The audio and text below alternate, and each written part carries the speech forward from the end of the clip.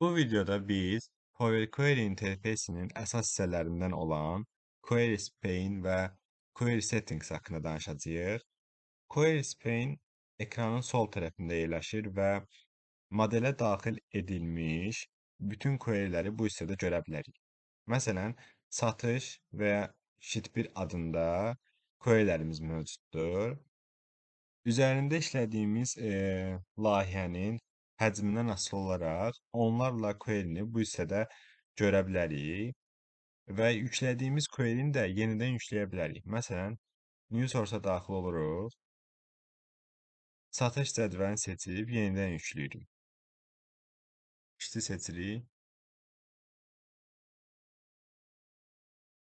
və gördüyünüz kimi satış query-sini yenidən yüklədik və adının qarşısına sadəcə 2 yazıldı.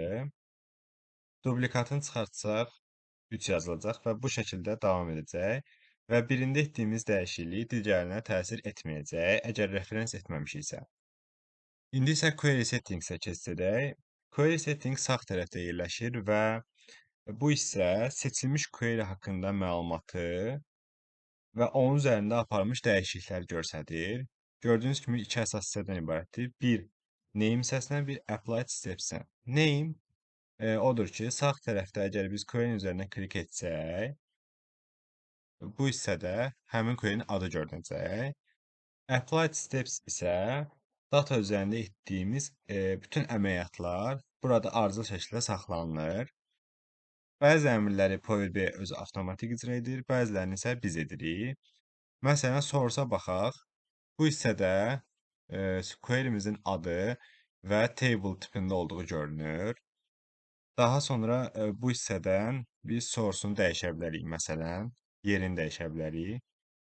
Navigation hissəsində isə data ümumilikdə görünür. Məsələn, biz ən son halda kateqoriyaya filtr tətbiq edək. Məsələn, mebel. Və gördüyünüz kimi data filtr olundu və bura yeni bir sətr əlavə etdi. Biz bundan əvvəlki nəticəyə qayıtmaq istəsək, bundan əvvəlki addımın üzərinə klik etməyimiz kifayətdir. Gördüyünüz kimi əvvəlki nəticə gəldi. Yəni hansı addımı seçiriksə, həmin addıma qədər olan nəticə ekranda görünür və istəmədiyimiz addımları da qarşısındakı işarəyə basaraq silə bilərik.